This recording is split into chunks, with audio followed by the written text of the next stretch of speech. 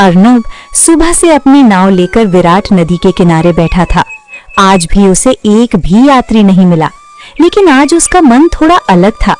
पिछली रात उसने एक अजीब सपना देखा था। सपने में एक चमकती हुई नीलमणि नदी के गहरे पानी से उसे बुला रही थी। तभी एक दूसरा मल्लाह तरुण अपनी नई चमचमाती नाव लेकर आया। कितनी बार कहा है भाई अर्नब, ये नाव चलाने का काम छोड़ दो, ये तुम्हारा कर्म नहीं है। अरे भाई, तुम रोज मेरे साथ ऐसा मस्करा क्यों करते हो? हम तो सच ही कहते हैं। सुनो, तुम्हारे पिता मल्लाह रघुनाथ इस नटवर गांव के सबसे कुशल मल्लाह थे, लेकिन वो तुम्हारे असली पिता नहीं थे। उन्होंने तुम्हें गोद लिया था, इसलिए वो दक्षता, वो कौशल तुम्हारे खून में नहीं है। अपनी इस पुरानी मनहूस नाव की तरह देखो, इसके ऊपर जैसे किसी प्रेत की छाया पड़ी है। अर्नब की आंखें दुख और गुस्से से भर गईं। देखो, तुम हमें परेशान मत करो। पहले से ही बहुत से लोगों का हम पर कर्ज है। रोज कोई न कोई तगादा करने आता है और उसके ऊपर तुम आकर रोज खोटी सुनाकर जाते हो। ये कहकर अर्नब ने रस्सी से नाव को बांधा और चुपचाप घर की ओर चल दिया।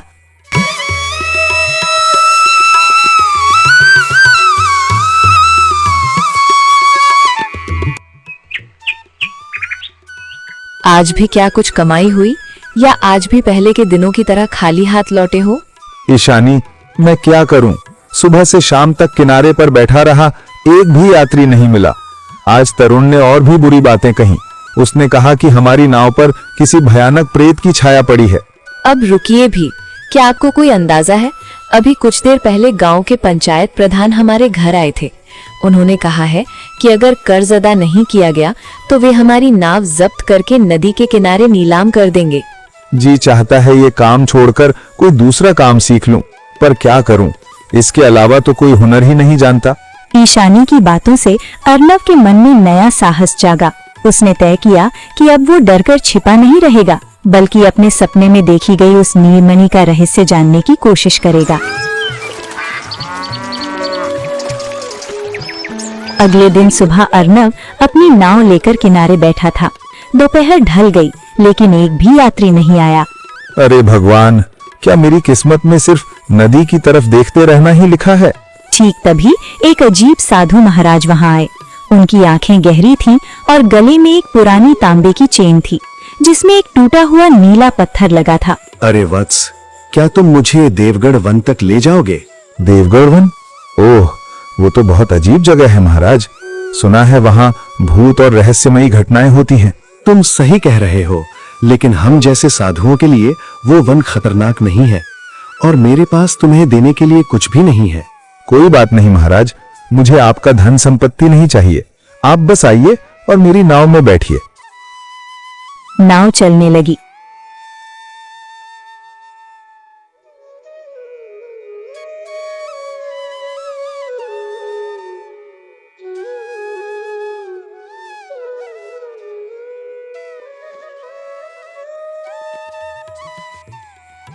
जब वे वन के किनारे पहुंचे, साधु ने उतरते समय अर्नब की ओर देखा। उनकी आंखों में वही ज्योति थी जो अर्नब ने सपने की नीलमणि में देखी थी। मैं तुम्हें जानता हूँ, तुम्हारी नाव पर बहुत कम ही कोई चढ़ता है। तुम उसी मणि को खोज रहे हो ना, जो तुम्हारे पूर्वजों से संबंधित है, जो तुम्हारी नाव को श्राप से मुक्त कर सकती है। साधु की बात अर्नब समझ नहीं पाया। सच्चाई तुम्हें बहुत जल्द खुद ही पता चल जाएगी। पूर्वजों के बारे में सोचने लगा।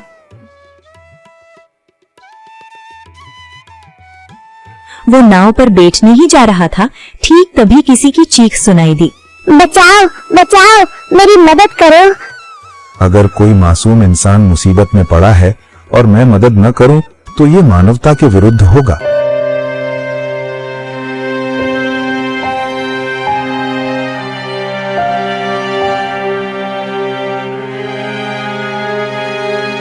वो गुफा में घुसा।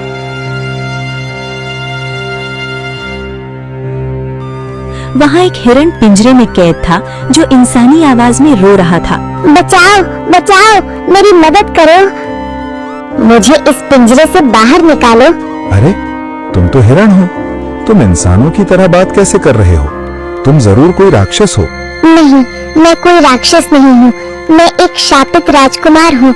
ये पिंजरा मेरी शापित मणि के जादू से बना है। तुम मुझे गलत समझ रहे हो। अगर तुम सच में नेक दिल इंसान हो तो मुझे मुक्त करो। शापित राजकुमार और मेरी नाव की वो प्रेत छाया, ये सब क्या है? तुम खुद को जो समझते हो, तुम असल में वो नहीं हो। और तुम असल में कौन हो, इसका ज्ञान तुम्हें नहीं है। लेकिन मैं जानता हूँ कि तुम कौन हो अर्नब। तुम्हारी नाव पर जो काली छाया है, वो तुम्हारे वंश पर लगे पुराने श्राप का फल है। वो श्राप तभी टूटेगा जब तुम मुझे मुक्त करोगे और मेरे साथ स्वर्ण लता फूल लाने जाओगे।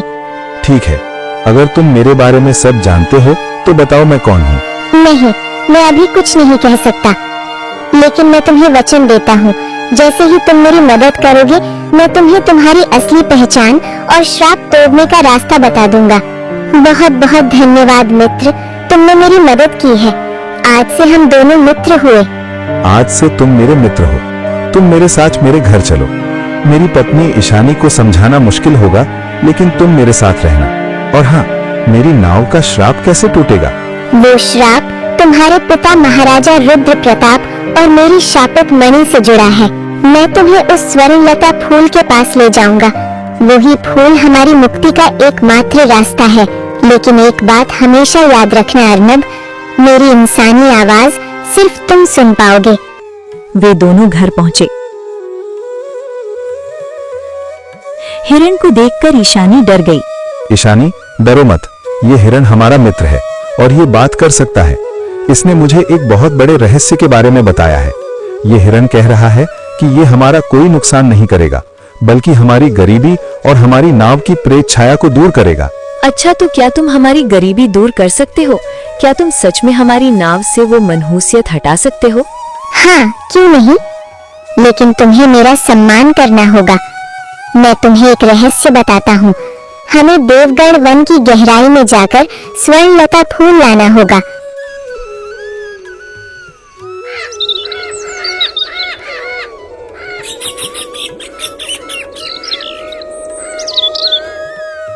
अगले दिन अर्नब, ईशानी और हिरण ने अपनी यात्रा शुरू की। वन के ठीक बीच में एक शांत झील है। उसके किनारे वो जादुई फूल खिलता है जो असाधारण शक्ति से भरा है। लेकिन झील के भीतर एक भयानक राक्षस कालांतक रहता है। राक्षस? अब क्या होगा?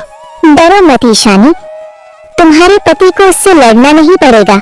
ये राक्षस सिर्फ ताकत को नहीं, बल्कि ज्ञान और बुद्धि को भी महत्व देता है। वो तुमसे 2 कठिन पहेलियां पूछेगा। तुम्हें अपनी बुद्धिमानी से उसे हराना होगा। वे घने वन के बीच से चले।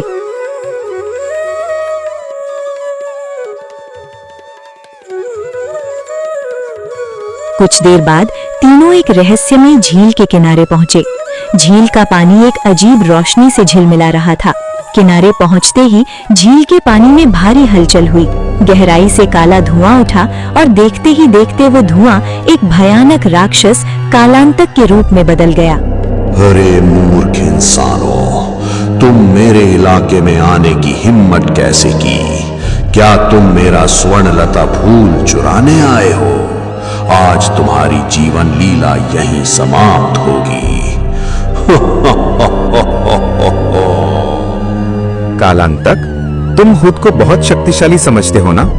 अगर तुम इतने ही बुद्धिमान हो तो आओ हमारे साथ बुद्धि की लड़ाई लड़ो।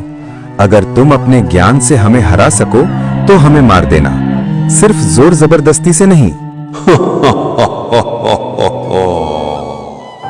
ठीक है, मैं तुम्हारी ये आखिरी इच्छा पूरी करता हूँ।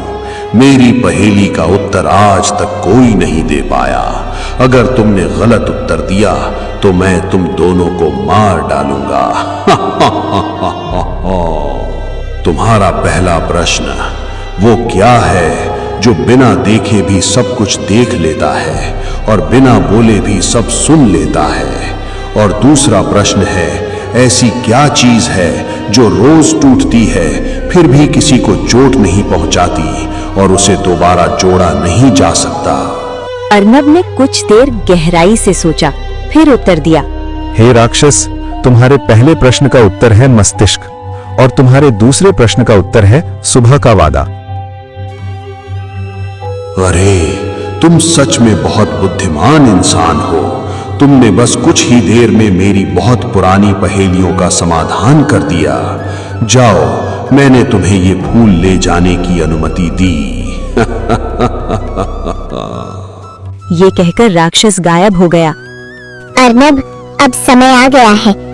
फूल तोड़ लो और मुझे इस श्राप से मुक्ति दो। मैं चाहता हूँ कि ये शापित हिरण राजकुमार फिर से अपने असली रूप में वापस आ जाए और हमारे वंश पर लगा श्राप भी टूट जाए। अर्नब की बात खत्म होते ही हिरण एक राजकुमार अरब के रूप में बदल गया। उसका शरीर एक ईश्वरीय प्रकाश से भर गया और ठीक तभी साधु महाराज वहां आए। भैया, आपका बहुत बहुत धन्यवाद। मुझे पूरा विश्वास था कि आप मुझे बचाने जरूर आएंगे। आप मेरे बड़े भाई हैं। अरे, आप क्या कह रहे हैं? आप तो एक राजकुमार हैं और मैं एक साधारण मल्लाह। मैं आपका बड़ा भाई कैसे हो सकता हूँ? राजकुमार जो कह रहा है वो सच है। तुम महाराज रुद्र प्रताप की पहली संतान हो, यानी डाकुओं द्वारा तुम्हारा अपहरण कर लिया गया था और तुम्हें वन में फेंक दिया गया था। तुम्हारे पिता महाराज रुद्र प्रताप ने ये बात छिपा कर रखी थी, क्योंकि उन्हें डर था कि लोगों को पता चला तो वे तुम्हारी हत्या कर देंगे। रघुनाथ मल्लाह ने तुम्हारा पालन पोषण किया है और उस शापित मणि ने राजकुमार अरब को श्राप दिया था और उसी के प्रभाव से तुम्हारी नाव पर दुर्भाग्य की छाया थी। अब तुम दोनों के मिलन से फूल का जादू काम कर गया है। अब समय आ गया है कि तुम दोनों अपनी असली जगह पर वापस जाओ। तुम ही राज्य के असली उत्तराधिकारी हो। तुम्हारा जीवन अब नटवर गांव की गरीबी से मुक्त है। महल पहुंचते ही राजकुमार ने सारी सच्चाई महाराज और रानी को बताई। माता पिता ने अपने खोए हुए बेटे को गले लगा लिया। राजमहल में खुशी की लहर दौड़ गई। अब अर्नब सिर्फ एक मल्लाह नहीं, बल्कि महाराज का खोया हुआ राजकुमार था। उसकी मानवता, मित्रता और बुद्धि ने उसका भाग्य बदल दिया।